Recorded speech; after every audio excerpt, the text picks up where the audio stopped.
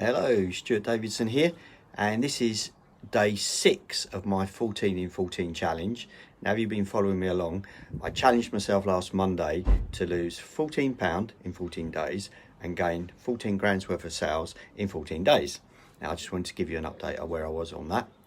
Now, on the weight loss, it's interesting that yesterday I actually put on half a pound. So I'm on 11.10 at the moment. So I am a bit behind, but what was interesting about that, although my weight's kind of gone up a little bit, my body fat percentage has gone down a little bit. So overall, I'm not overly concerned about that, because at least the body fat's gone down, which is really the whole reason for doing it, to be honest. But so I've been improving my diet for a week. I've been doing more exercise all week, so I've been going out in the morning, I'm not doing anything drastic. I'm just doing a couple of runs around the field, and maybe some spot sprinting and some bits and bobs like that. I'm going to introduce, and I've been doing maybe 2 or 3 mini workouts, something like a little bit of, exercise once 3 times a day, a little bit like a prescription, so I do a 5 or 10 minute routine once 3 times a day, plus a little run in the mornings, which I've been doing. But I've been feeling really good. My head's quite clear. I've been feeling much better. The weight loss is a little bit slower than I thought. I might have to just change up the diet just a little bit and see how that goes. So I've got 8 days left, see if I can do it, see how close I can get to it. But the good thing is I'm taking action, so that's good. So on the sales front, as I said on Monday, cold calling is very difficult at the best of times. It was very difficult at the moment because not all businesses are in, they've changed their numbers, they're working from home, hard to get hold of, that kind of thing.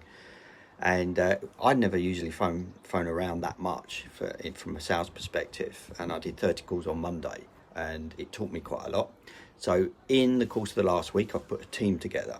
So the team are doing things like landing pages for me. They're optimizing my social media. I'm getting my Facebook ads sorted out. I'm having some research done into my Facebook ads, etc. So that's going on. Someone's managing the Instagram account because that's something I've never really used much. And then I'm going to make more use of LinkedIn.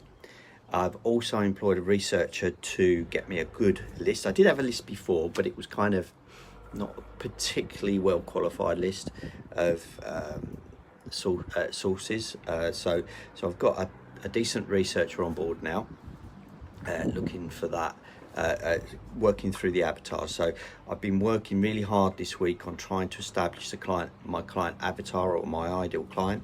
Now I had 4 categories for that, and 2 of the categories I'm dropping down off. I've introduced a new one, but all the time my aim is to narrow that down to 1, so I can really niche down to what I think, where our services and the solutions that we bring really align with that particular avatar's needs and pains. And so it's kind of, in fact, it's a lot more work than I thought it would be to get to that point. Even if I've been in business for 10 years, and but this exercise is I'm learning a lot from it, and I'm realizing that you have to put a lot of thought and a lot of effort and a lot of research. You have to be observant and you have to engage more in order to get that balance right. Roundabout. It's kind of, interestingly enough, I did a live earlier on, and it was a little bit of fun really, because quantity surveyors are sometimes referred to or caricatured as bin counters.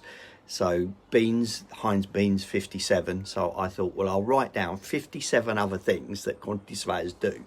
And having written that list was a good exercise, because it's not an exhaustive list, but I thought, well, I can now think, well, we can. There's so many different things we do, and it's hard to kind of capture that in one small microscript.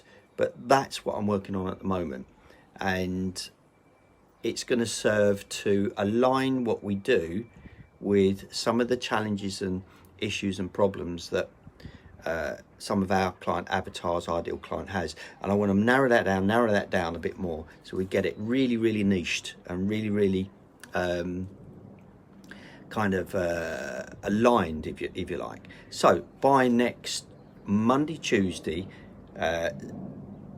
I'll be back on the phones again. So I'm really pushing myself out. This is really pushing myself out of my comfort zone, because that's not, cold sales calling is not something I've really done before. Now I have been trying to learn it. You know, I've got good people around me. One of my mentors, Matt Elwell, you know, he's absolutely great at closing. Now the thing is with something like that, is it's almost like learning a new instrument, or learning to swim, or learning a new language. For me, it doesn't come overnight. You know, if you're already a salesperson, then it's a bit of tweaking. But somebody like me, who's had their head in a computer most of their life, not a pretty sight, and is you know, you've got to, it's got to get into your subconscious, your psyche, you know. So I'm going to make myself get out there to engage more, to serve more, to understand clients more. So yeah, next week's going to be a big challenge for me. So I'd be interested to see how many calls I can make. I'm probably going to make some fuck ups, I know that. I'll probably let sales go where I should have closed, or I should have prospected someone onto the next part of the journey and maybe get it wrong.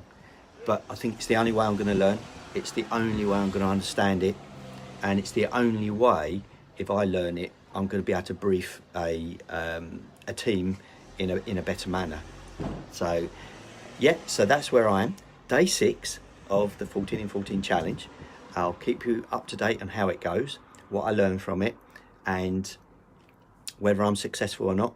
I'm planning to be, I hope to be.